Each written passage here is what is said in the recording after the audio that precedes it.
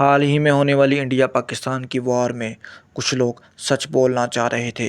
जैसा कि आप सब लोग जानते हैं कि पाकिस्तान ने इंडिया को हरा दिया है। बहुत सारे इंडियन यूट्यूबर्स और मीडिया के लोग भी सच्चाई का साथ देना चाह रहे थे और खुल के बोलना चाहते थे और इंडियन हुकूमत को क्रिटिसाइज़ करना चाहते थे कि वो पाकिस्तान से क्यों हारे। लेकिन ये बात मोदी को बर्दाश्त नहीं हुई, जिसकी वजह से उसने कई मशहूर यूट्यूबर्स के चैनल को पाकिस्तान और दीगर कंट्रीज़ में बैन कर दिया है। तो सवाल आता है कि अगर बाजी हमारे हाथ में थी, अगर हमने उनके एयर बेसिस पर अटैक किया था, अगर हमने जीत हासिल कर रहे थे, अगर war was going in our favour, if this attack was going in our favour, तो हम पीछे क्यों हटे? ऐसा क्यों लग रहा है सीज फायर के अगले दिन कि पाकिस्तान की जीत हुई है और प्रोपेगेंडा में कहीं ना कहीं हम पीछे रह गए हैं? हमारे मिलिट्री ऑब्जेक्टिव्स तो 100% मैच हो रहे हैं, लेकिन कहीं ना कहीं हमारी पॉलिटिकल और प्रोपेगेंडा जो ऑब्जेक्टिव्स थी वो कहीं ना कहीं इसी तरह की एक और एग्जांपल नितेश राजपूत की भी है। इंडियन एक्सप्रेस ठीक इसी तरीके से आजादी से पहले एक अखबार था, नेशनल हेराल्ड, जो कि नेहरू जी ने 1938 में निकाला था। इस अखबार के थ्रू फ्रीडम फाइटर्स अपनी बात रखते थे। ये यूट्यूबर्स वो थे जिन्होंने अपनी बात खुल के करना चाहिए, लेकिन इनकी आवाज़ बंद करने के लिए इनके चैनल को बंद कर दिया गया।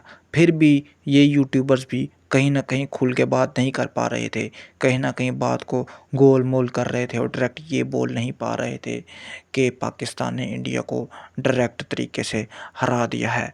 वो भी बात को इनडायरेक्टली घुमा फिरा के कर रहे थे और डायरेक्ट पीएम मोदी को नाराज़ नहीं करना चाह रहे थे। इनमें से एक यूट्यूबर ध्रुव राठे भी है, जो कि बहुत ही ज़्यादा मशहूर है और नॉलेज गेन करने के लिए अक्सर लोग इसकी वीडियोस देखा करते हैं। लेकिन कभी कभी ये भी अपनी वीडियोस में कुछ बहुत अजीब किस्म की बातें कर जाता है, जो कि काबिल माफ़ी नहीं होती। अभी हाल ही में इसने एक वीडियो बनाई जो कि इसने टोटली पाकिस्तान के अगेंस्ट बनाई, जबकि सच ये भी जानता था। पीएमओ को 3:35 पर कॉल किया था। इस कॉल पर दोनों साइड सहमति जताते हैं कि शाम के 5 बजे से लैंड, एयर, सी हर जगह से फायर। जहां अटैक हुआ वो केवल इंडियन अथॉरिटीज द्वारा नहीं बल्कि इंटरनेशनल इंटेलिजेंस कम्युनिटी के द्वारा लिस्ट की गई टेरर साइट्स थी। Financial action task.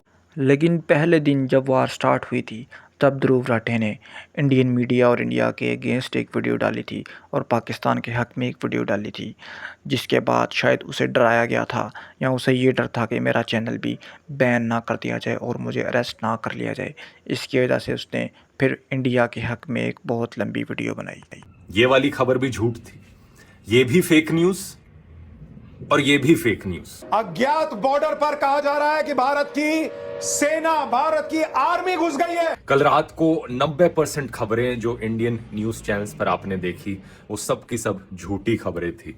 अगर आपके परिवार में से अभी भी कोई इन न्यूज चैनल्स को देखकर अपना टाइम वेस्ट कर रहा है, जरा ये वीडियो उनके साथ शेयर कीजिए ताकि उन्हें भी पता चले कि कितना बड़ा मजाक यहां पर किया जा रहा है देश की जनता के साथ। इतने सेंसिटिव टाइम में इतनी फर्जी खबरें फैलाकर लोगों में पैनिक क्रिएट करना और लोगों को गुमराह करना, देश के सभी न्यूज चैनल्स को देखना इमीडिएटली बंद कर दीजिए।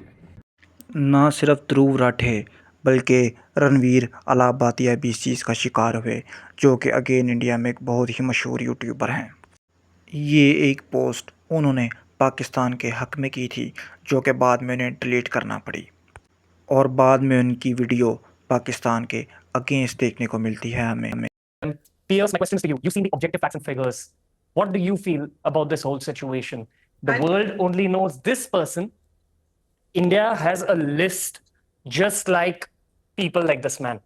Well, who have okay, caused well, terrorist Ranvir, attacks. Ranvir, my question for you would be that you posted something on Instagram, which I found very interesting, but you then deleted it, seemingly after the backlash that it attracted. So terrorist attacks in India, proofs in the next slide. I mean, first of all, why did you delete that? I deleted it because the ceasefire was broken and Pakistan just gave us another reason to not trust the entire state once again. Even if you try having a conversation with Pakistanis, they respond with, hey, where's the proof about the Pahalgam attack? My question is that, have you studied what the world is saying about your country? लेकिन ये पूरी तरह सच नहीं है, क्योंकि दरअसल ध्रुव राठे मोदी के पहले बहुत ही खिलाफ थे और अक्सर वीडियोस में ये मोदी को क्रिटिसाइज़ कर चुके हैं। लेकिन अब अचानक से उनका point of view India Pakistan war को लेके कैसे चेंज हो गया, ये एक बहुत ही ज़्यादा हैरानगी की बात थी। इस सिलसिले में उनकी बात नरेंद्र मोदी से हुई। आशीष नंदी ने नरेंद्र मोदी का एक इंटरव्यू लिया जो कई घंटों तक चला, और जब यह इंटरव्यू खत्म हुआ आशीष नंदी अंदर तक हिल गए थे। ऐसा क्या पता चला उन्हें नरेंद्र मोदी की मानसिकता के बारे में जिसने उनके होश उड़ा दिए?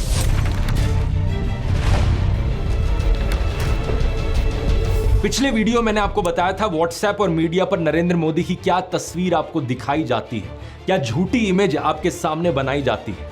आज के वीडियो में दोस्तों आपका इस पर क्या कहना है कि ध्रुव राठी ने ऐसा क्यों किया? मोदी से डर के कि क्या मोदी उन पर केस ना कर दे, या फिर इस वजह से कि उनका चैनल बंद ना करवा दिया जाए इंडिया पाकिस्तान और दूसरे मुल्कों में?